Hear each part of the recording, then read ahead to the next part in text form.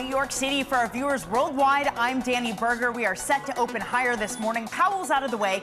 Next up, it's Apple after the bell and jobs tomorrow. The countdown to the open starts right now.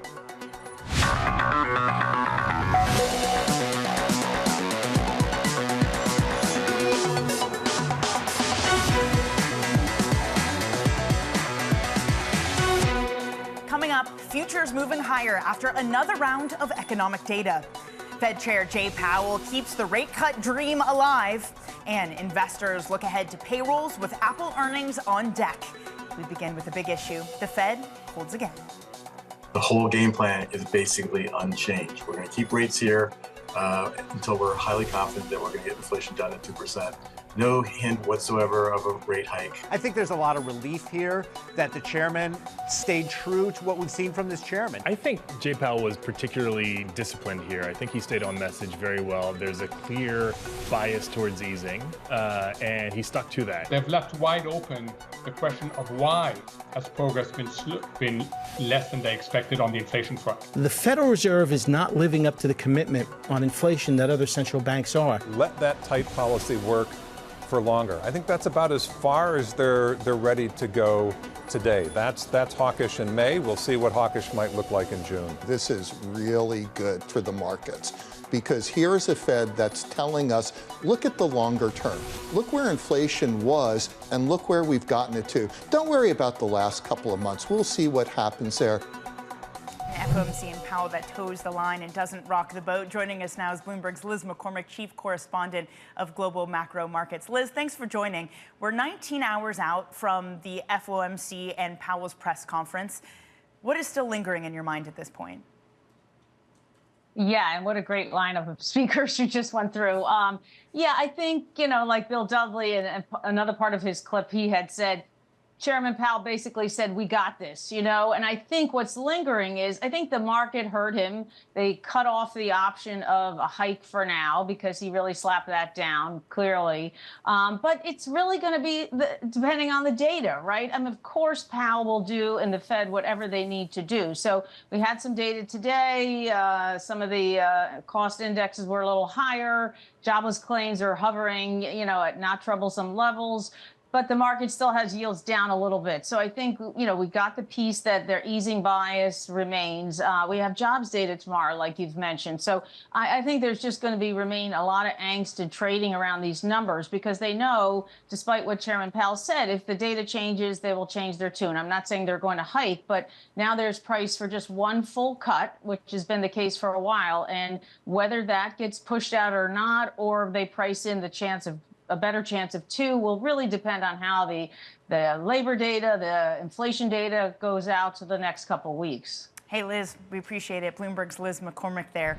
Let's widen out the conversation. Joining us now is Mona Mahajan, Senior Investment Strategist at Edward Jones, and Peter Tchir, Head of Macro Strategy at Academy Securities. Peter, we had a Powell that was very careful not to pull a Williams, if you will, and introduce the possibility of hikes. He stuck to the line. We're going to be cutting, but we don't know when those cuts are going to happen. What did you make of his performance? I think it was decent, right? He really is focused on the ability to cut. That's where he wants to go. He's trying to keep that on the table. I thought he was a little bit disingenuous when he starts talking about the lag in rental income. He tried to go and explain that, in rental inflation. Yeah, we probably understated rental inflation for years, and that was probably one of the reasons they were slow to react. So I guess it's good that they're learning from their lessons when they were calling things transitory. So some of these lag effects, I don't buy into that. I think we're going to struggle on the data. I think we probably get a few good prints that probably gives the market hope that we go back to two cuts. So I'm still stuck in the two camp. I think he still wants something in June, July. Mona, what about you? Are you in camp two cuts after Powell as well? Yeah, look, I think Powell summarized it well when he said he doesn't see the stag and he doesn't see the deflation. It really kind of revealed his cards to some extent. He really does think that inflation will moderate over time. To Peter's point, he sees those lag impacts from shelter and rent playing through. We do think that there hasn't yet been signs that inflation is reaccelerating. That is the one thing that has given us some comfort. We think that they are biased to cut, and we do think think at least one cut is coming later this year. Keep in mind, this is what's supposed to be a multi-year rate cutting cycle. So it wasn't just 2024. They had outlined 25, 26. And so as we gradually move towards a more neutral rate, we think that's really where we start to unlock some value. Perhaps doesn't come 2024, but we think over time we get a better rate environment overall.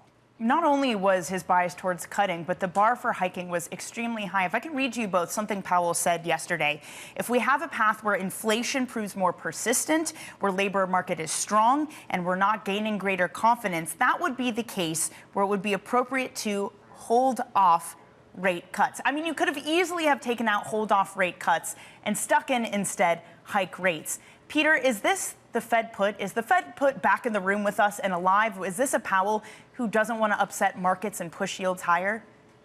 Yeah, I think that's generally true. I think the Fed put's kind of there.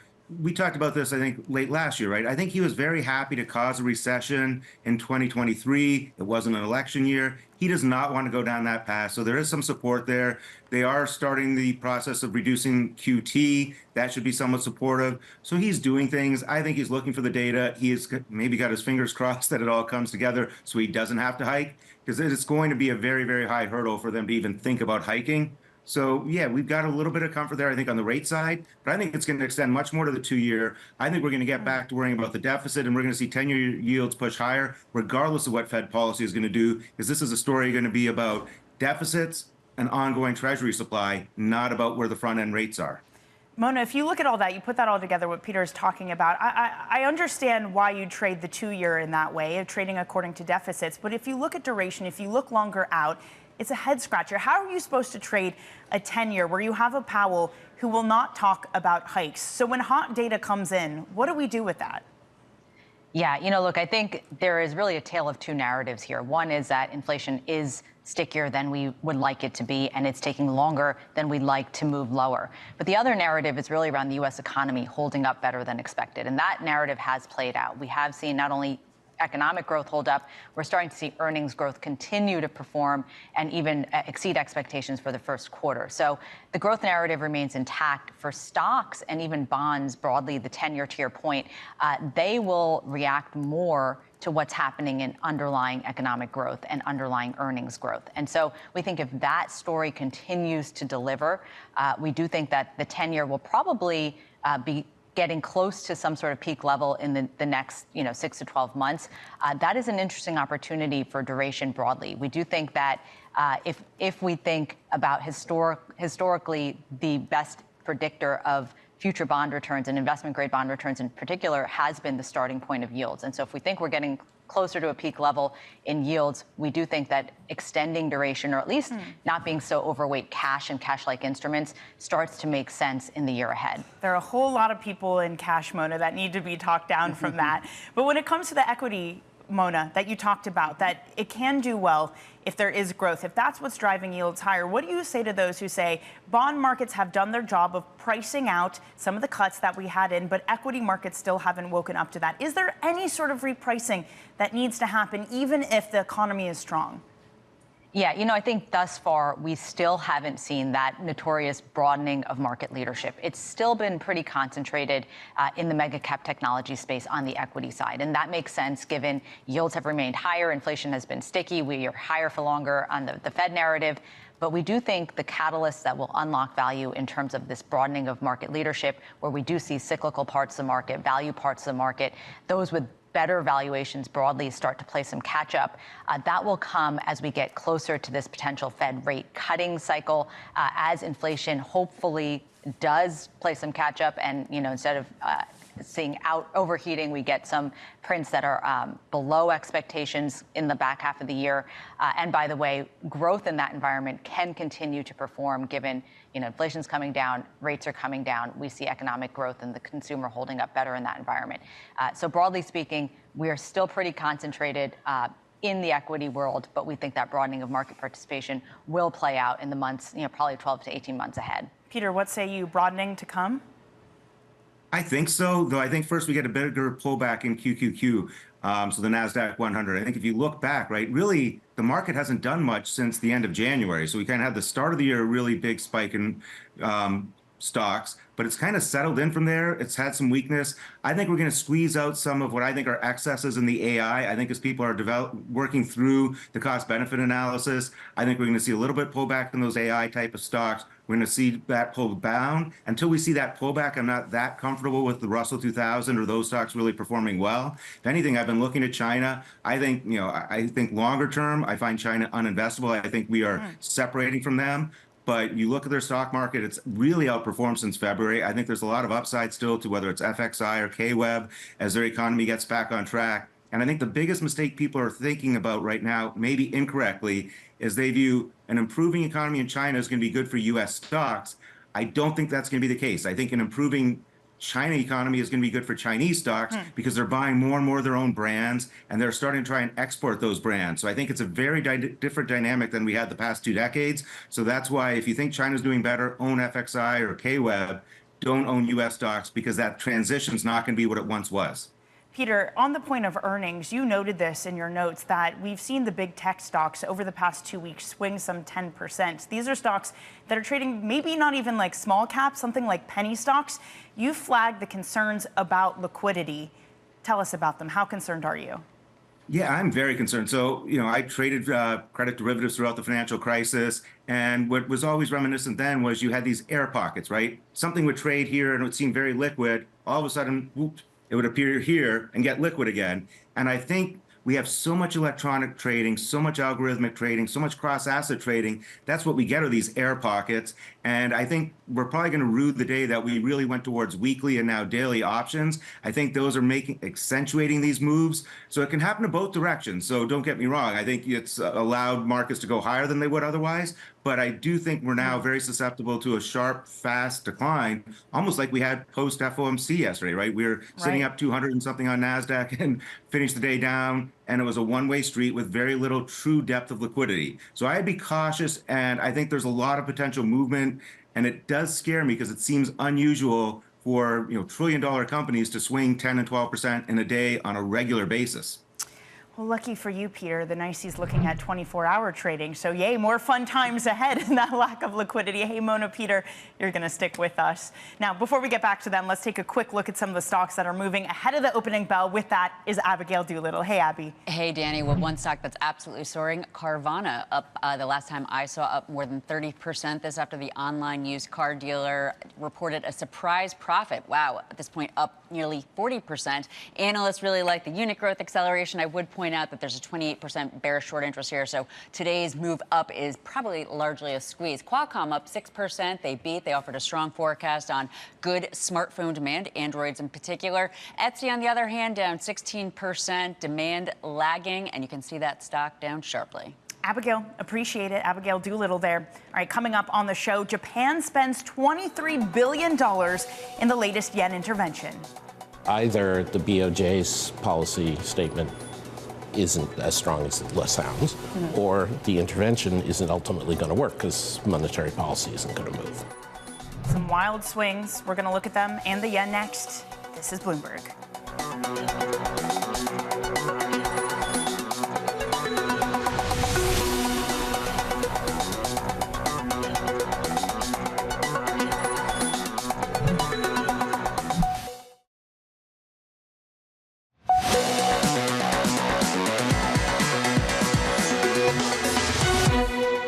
There's a tension between BOJ Governor Ueda coming out, as he did at the Pierce Institute a week ago Friday and the Diet last week, saying monetary policy is not driven by the exchange rate. The exchange rate's not a target of monetary policy. We're ready to raise rates, but we don't have to do it quickly. I'm paraphrasing. Right. Yeah. But and the intervention. And so either the BOJ's policy statement isn't as strong as it sounds, or the intervention isn't ultimately going to work because monetary policy isn't going to move. It's just the second time in a week. Japan conducting intervention. The latest entry this time was around 3.5 trillion yen, or about $22.5 billion. The move is an aggressive stance from the finance ministry in what could be a prolonged fight to support the currency. Let's get over to Bloomberg's Enda Curran. So Enda, we got the counts this morning. We got the data. What did we learn? Well, so it looks like it has been the second intervention this week, as you mentioned, Dani, choosing to come in after the Fed meeting, choosing that window of opportunity there when Chairman Powell was sort of sending those dovish signals in terms of where U.S. policy will be going eventually. And they seem to have some initial bang for their buck. Now, the finance ministry in Tokyo has not yet confirmed that they have intervened. They didn't confirm earlier in the week either.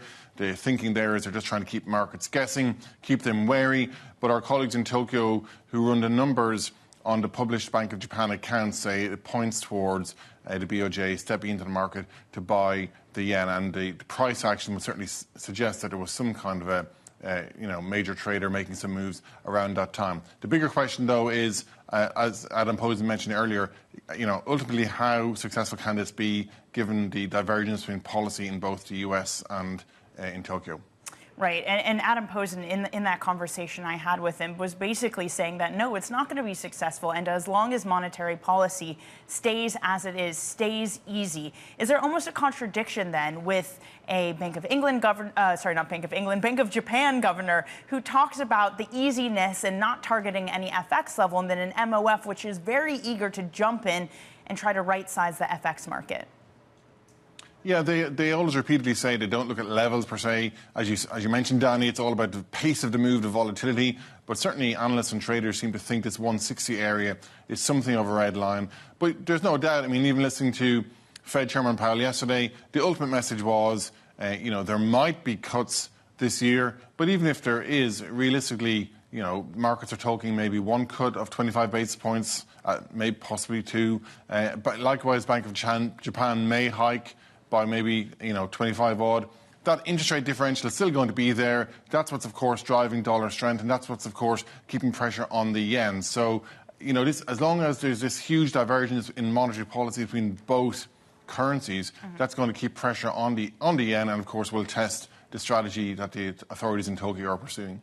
An increasingly expensive strategy. Enda, thank you very much. Bloomberg's Enda Curran. Let's get back now to Mona Mahajan of Edward Jones and Peter Tchir of Academy Securities. Mona, you look at what the yen did after the BOJ intervened both on Monday and yesterday, where we're basically at the levels that we were on Friday. Is this a losing battle? Yeah, I think as was alluded to earlier, it will be tough given that there's such a differential between the two policy rates, the two 10-year yields in both the U.S. and Japan. The good news is because the Fed was a little bit more dovish yesterday, perhaps the peak tension between the differential between the yen and U.S. is behind us. If the Fed is heading towards at least 1 to 2 rate cuts this year, and if the BOJ is gradually getting towards 1 to 2 rate hikes in the next 12 months or so, perhaps that differential narrows and that peak tension, as I noted, could be behind us. Now, overall, the Japanese economy has some good news ahead of it. We are for the first time seeing that economy come out of a stagflationary environment that it had been, prior to the last year for years. Low inflation, low growth. We're finally seeing the economy react positively to stimulus. We're seeing growth and inflation pick up. And in fact, the bank is poised for a rate cut at some point in the future, a rate hike at some point in the future. That is a good signal for the economy going forward. Now, the FX markets will have to play out over time, but we think some of the tensions that we had seen really got exacerbated over the past few weeks. We could see those ease going forward. Mona, can I just say, I have made that mistake so many times of saying the BOJ will cut. Cuts, how do you yes. I don't know how you keep your head around it, to be fair. Peter, in looking at the interest rate differentials, in where the BOJ is going and where the yen is going, we are in this environment, again, very different from 2022 when they spent $62 billion to intervene, which ultimately, let's be honest, what helped was a shrinking yield differential. The BOJ doesn't exactly have that this time around. How expensive and lasting and useful is this project going to be of consistent intervention?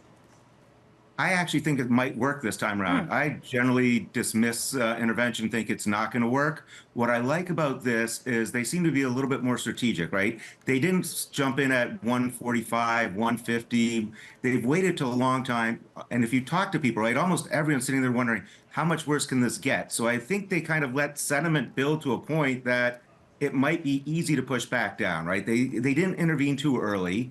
I think they targeted times where the markets are liquid. They had a little bit of good news on their side to try and get the maximum bang for the yen that they put at their disposal. So I would not fight this move right now. I think they are probably going to turn out to be successful in the near term, regardless of rate differentials, because I think they've timed this intervention pretty well, given market sentiment, what's going on.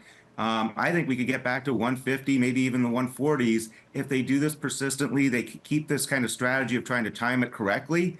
I think the intervention will be good for a period of time, and then we'll have to see how the economies play out in the rate differential. But near term, I think this is going to be much more about technicals, catching people offside, and maybe generating the momentum to get some longs coming into the yen. Peter, I have had so many conversations on intervention, and you truly are the first person to say that it will work. It is refreshing to hear those that are so negative. That might be the first time I've ever said it would work. So. Well, there you go. You're a changed man, Peter. But okay, so it could work this time around. But if you look at what the market has done, you look at after a Fed decision where we push towards 158, is it not traders here that are almost like bond vigilantes, but instead in the yen, Peter, where they are testing the BOJ? To me, that seems a hard environment to operate in and to be successful in intervention.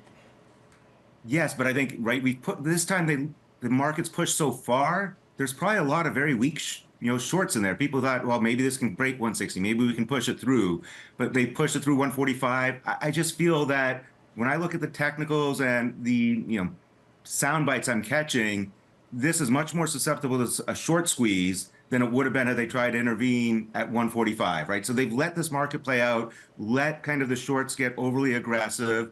There's a contingent of people, I think, waiting to pile in long. So I think that's why it's different, right? It's, again, when rates went to 5% last year, everyone talked about all the same things we could talk about now, but you could bet on rates going lower because everyone got squeezed.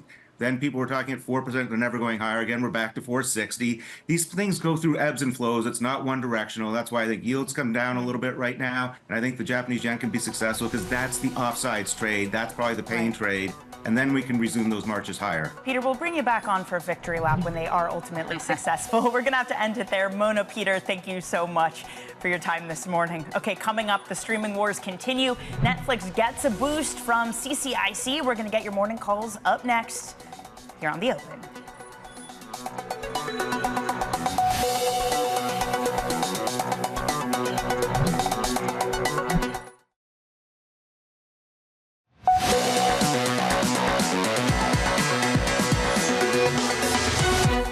Let's get you your morning calls. A look at some of the analyst recommendations on Wall Street. First up, Susquehanna upgrading MGM Resorts to positive, highlighting the rapid recovery in Macau and encouraging trends in Las Vegas.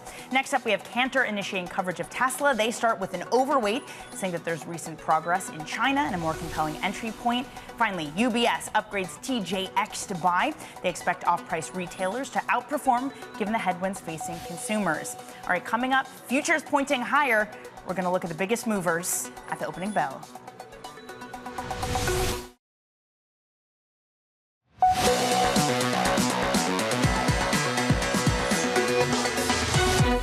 After a whipsaw of a session yesterday, we push higher with the markets now open up 0.8% for NASDAQ futures. The outperformer, here's how maybe confused things are. Despite a Powell who said we're not going to get cuts anytime, what's rallying the most? It is small caps up 1.2%. We're going to get Apple earnings after the bell. Those shares so far higher heading into that earnings report. Now, when it comes to this bond market, not much has changed in the information we got from Powell. So not much has changed in how we're trading this thing. Not even a basis point higher, but we are backing off from 5% on the front end of the curve.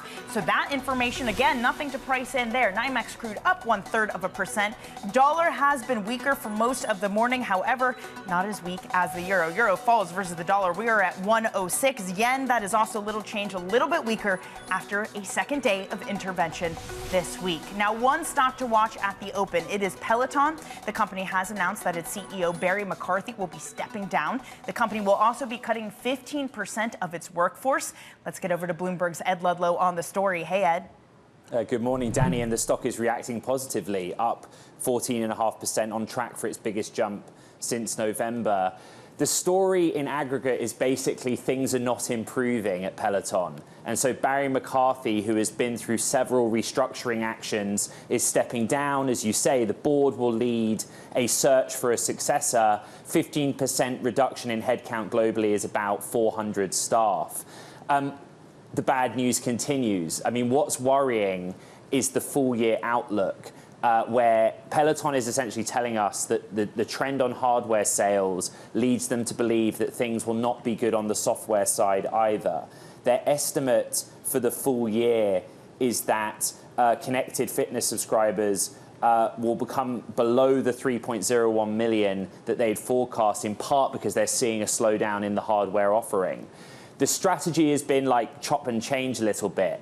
You know, I don't know, since if you moved back to America, Dani, you got on the Peloton yourself. I actually recently dipped my toe back in and got back into Peloton. But there just isn't the volume demand for the hardware, and so the knock-on effect is that the software or subscription side is suffering too. To remedy that, they've tried to go to hotels, do deals with hotel chains where they put the hardware into the gym facility there. That's not really worked either. The good news is kind of a cash flow picture. You know, these headcount reductions result in $200 million of cash savings, and there might be some kind of more positive cash flow picture by the end of this year. But all in all, things have really slowed down, and as one person said to me on social media, if the wheels are not coming off at Peloton, they're not quite back on, although, as I said, the stock is much higher. I mean, it should be if the flywheel's not coming off, because they don't have real wheels, Ed. So, you know, maybe amend that a little bit. Ed Ludlow, thank you so much. By the way, I did have Peloton at one point. Don't anymore, just in case you're curious. Okay, let's get to another consumer story. It is eBay. The stock is dropping this morning. The e-commerce giant delivered a light forecast for the second quarter. Joining us with the details is Bloomberg's Abigail Doolittle. Abby. And this weakness, it puts the stock on pace for a third day in a row, the worst 3 days since October of last year. So investors really not liking the report. Now, they did beat to some degree on the quarter that was reported. But to your point, the guide was a little bit light, especially as it relates to revenue. They put up the forecast for this current quarter of $2.54 billion, whereas the average estimate was closer to $2.56 billion. So not a huge miss, but for this e-commerce giant, some are still wondering whether or not it's from another era that it can't compete with the more modern competition, especially Amazon and Walmart taking some of its share recently. Now, it's interesting, though, Dani, because investors not liking these results so much, at least right now. The stock well off its lows, and its pre-market was down more than 3%. But analysts are okay. JP Morgan saying the results were slightly ahead of expectations. Macro pressures persist but are stable. Morgan Stanley is saying that they showed solid micro execution, and then Piper Sandler saying that they remain a buyer of the stock on any pullback. So we're seeing that buying right now. Let's watch the stock as it goes on, Dani. Okay, Abby, thank you very much. Bloomberg's Abigail Doolittle. Let's now turn to Carvana. It's an auto retailer. It is soaring after posing a surprise profit. This thing's been volatile as of late over the past year. Let's get to Bloomberg's Isabel Lee. Hey, Isabel. Hey, Dani, soaring indeed, up 38% to the highest since April 2022, and shares are still holding. It's up around 36%. So to your point, the company reported strong earnings and surprise profit, and this comes after the company digs into its restructuring plan and also regains its sales momentum. So Carvana reported net income of $49 million, and this is a stark reversal from the $116 million loss analysts were expecting. And the profit was helped by a $75 million gain in the value of warrants that Carvana holds in Roots, which is an insurance firm. But even without that windfall, analysts are saying that Carvana would have still bested expectations. So Citi said results were impressive. JP Morgan said the continued rapid progress on all fronts is also noteworthy. And for Carvana, the results is really a sign that they're really moving past the period of restructuring and on to better times, which is a position to better grow their business. And get this, Carvana the stock has risen 65% this year and 1,000% the past 12 months, Dani. Isabel, appreciate it. Isabel Lee there. And finally, let's get to Etsy. It's another one we're watching. An e-commerce giant slipping after earnings delivered weakness in discretionary spending, something we've heard from quite a few consumer companies. Let's get to Bloomberg's Simone Foxman on this. Hey, Simone. Hey, Dani. Yeah, CEO Josh Silverman saying that higher costs for other items for consumers are denting sales more than expected in the first quarter. They said that this was in line with guidance, but that the range of potential outcomes for this year, they still believe they will see some reversal, stronger second half gross merchandise sales, but that marketing spend is going to be even more important as they try and compete with the likes of Amazon, Walmart, China's Temu.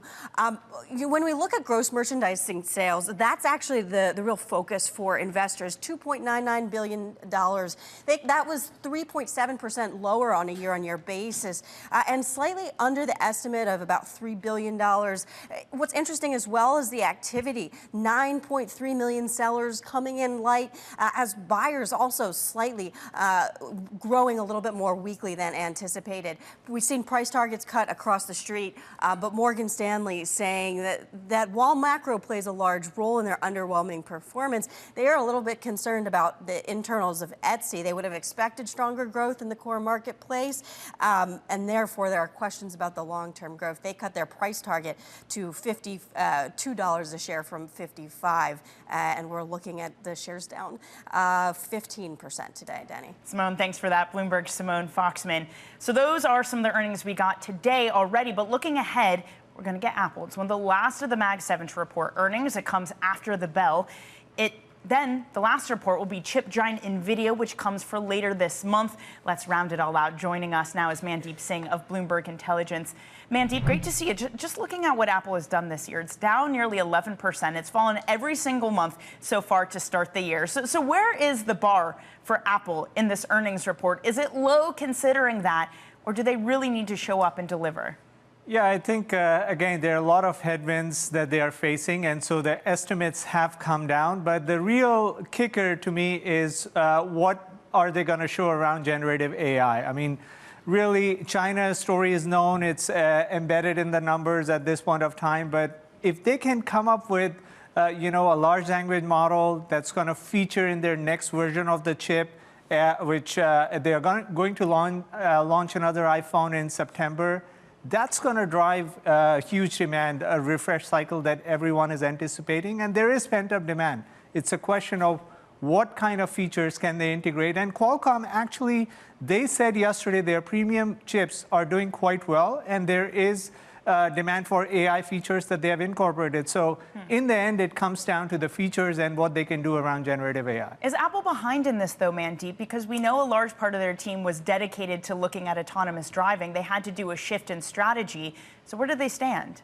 Well, so clearly, when you compare the capex of all the large hyperscalers, I mean, Apple isn't spending any money on NVIDIA GPUs, at least based on their capex numbers. So clearly, they've been behind in terms of investing in developing their own large language model. But from what we've been gathering off late, they are trying to develop a small model as opposed to, the billions of 500 billion parameter models that we keep hearing from GPT and Gemini. And so that's more appropriate for the phone. The question is, can they integrate it in time for a September launch? And I think that's where the CapEx numbers is going to give us some sense, but clearly they are behind. The CapEx numbers have been fascinating this season, Mandeep. Google, $12 billion. Meta said something between $35 and $40 billion for their forecast. Both Microsoft and Alphabet said they expected to materially increase from where we are. We've seen investors reward that in some cases and punish it in other cases. How thin are investors' patience when it comes to CapEx and actually seeing it turn around into something that is monetized? Yeah, look, Microsoft clearly is out there in terms of monetizing that generative AI capex quite well, and it's reflected in their, Azure numbers, the growth that they showed, $4 billion run rate around Gen AI workloads, add Copilot. So clearly, there is a path to monetization. Meta, on the other hand, has incorporated a lot of the AI features within their apps, and that's actually working quite well for them. The question really is for everyone else, how does that capex translate into real monetizable revenue? And the answer isn't very clear because these companies already have a lot of enterprise data, and they're able to roll AI services on top of that. That's what makes it sticky. But for anyone else developing their own model or developing something outside, it's very hard to make sure you get all the data and you're able to monetize it right away. And it's an expensive endeavor because not even are the parts expensive. There are supply shortages. I mean, the chips industry swings between surplus and deficit so quickly. The labor, the talent, it is expensive. So Mandeep, even though we have companies plowing tens of billions into the project of AI. How volatile is it? How volatile is the cycle of chips and incorporating it into their businesses? I mean, based on what we are reading with the CapEx numbers this quarter, this is not a short-term phenomenon. I think what you are going to see is a steady ramp up. I mean, clearly, you're not going to see 40, 50% CapEx increases, once you kind of lap these comps. But what they're trying to do is to build capacity. And these models are getting larger and larger in size. I mean, right now, all the focus is on data centers. That's where all the infrastructure lies. Now it's slowly trickling to devices. And look, there is demand, and that's what bodes well for NVIDIA, because even though they have tougher comps, if CapEx numbers are going up 40, 50%, a lot of that is going to trickle down to NVIDIA and some other players, but clearly NVIDIA has the chips that everyone wants, and they're still supply constrained. Okay, Mandeep, we'll see what the numbers tell us today. Mandeep Singh of Bloomberg Intelligence. Coming up, more earnings for you. Tanger reports a strong start to the year as it raises its full-year guidance. We're going to be sitting down with the CEO, Stephen Yalof, on the company's strategic vision. That'll to come next. This is Bloomberg.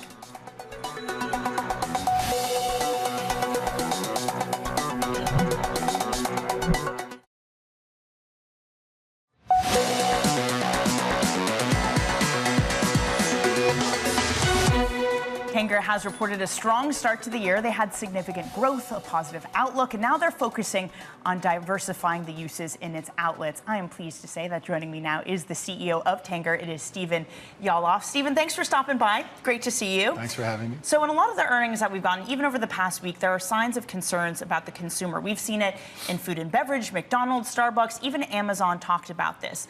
With the consumers, the customers that are coming into your outlets, are you seeing any signs of weakness?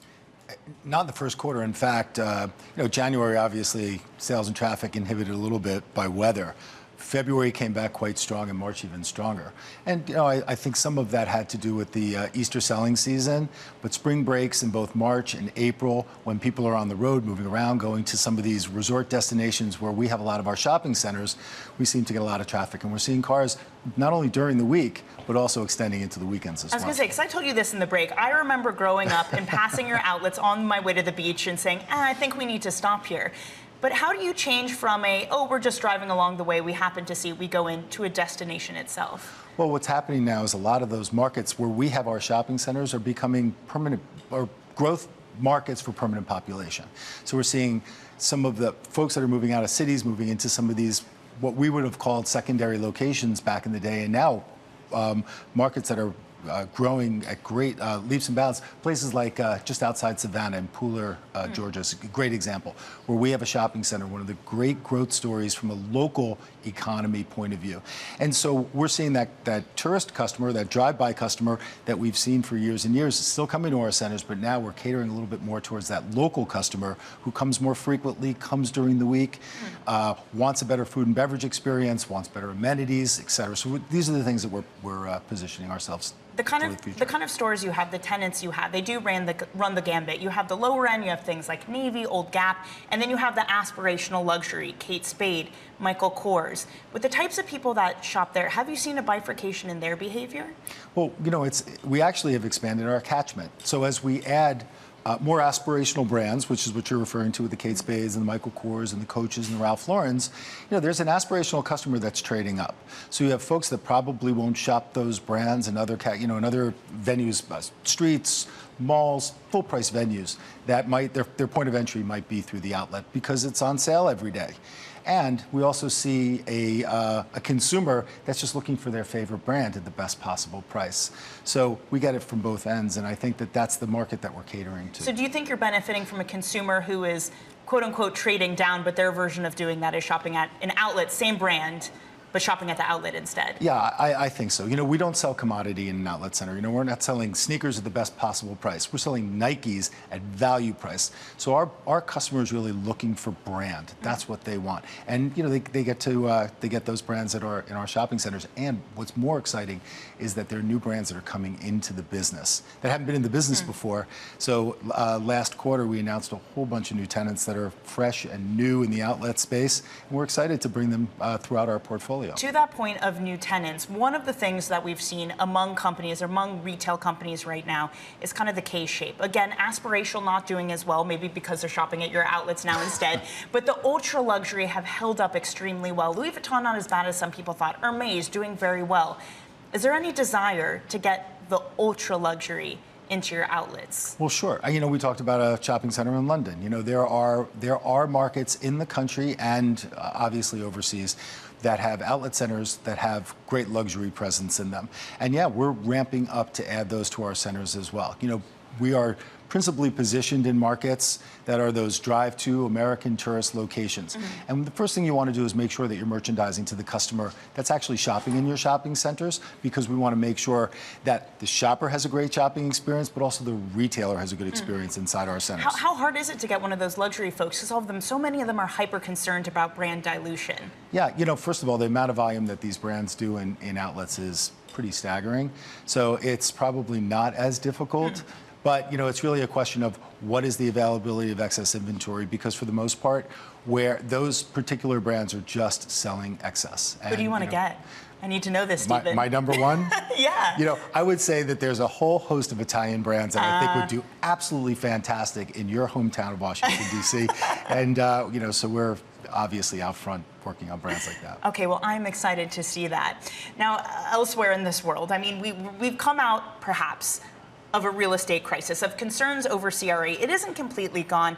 The Ares CEO, for example, told me it would take years for it to really figure itself out. If there are continued tensions, issues with real estate, are you ready to jump on opportunities and expand and buy up more real estate? Well, last quarter was a great example of that. We bought 2 properties, one in Huntsville, Alabama, which was our first non-outlet property. And we bought the outlet center in Asheville, North Carolina, which is our hometown.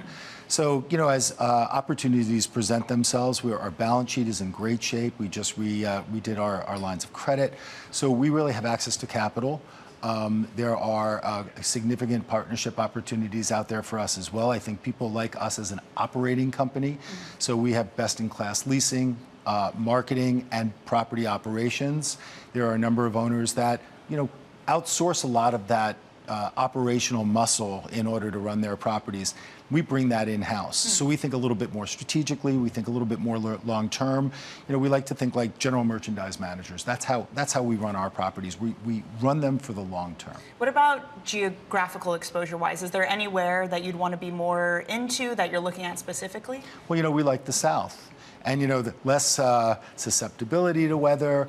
People at the shop, the outdoor, we're an open air REIT. And for the most part, when we can find really good property in the South, we can extend that selling season. Okay, well, let me know when the luxury gets to DC. I'll pay you a visit. Stephen, thank you so much for joining. It's my pleasure. Thank you so much for having me. Thank you, Stephen Yalof, the Tanger CEO. Okay, now let's get to some of the price action this morning and get over to Bloomberg's Abigail Doolittle. Hey, Abby. Hey, Dani. So overall, we are looking at a small gain for the S&P 500, up about 0.4%. Actually, I should say a modest to solid gain for the S&P 500. Most sectors are higher, led by technology, up more than 1%. This is Apple, Microsoft, NVIDIA, and many others are up. And of course, we'll be watching Apple all day ahead of those earnings later today, given the fact that it has been down every month this year. To the downside, materials down about a 1%. Mosaic and a number of the other chemical companies are down. Actually, Mosaic being a fertilizer company, but some of the chemical companies are lower. As for one sector that's outperforming on the week, heading to its best week in 2 months, take a look at biotech. Down just a little bit today, but this week, again, the best week since early March. And a lot of this has to do with Moderna, a good quarter. This index is trading higher in part because of Moderna's quarter. Dani. Hey, Abby, appreciate it. Abigail Doolittle. Okay, coming up, we're going to get you some of the market-moving events that you need to be watching. That's up next in our trading diary. This is Bloomberg.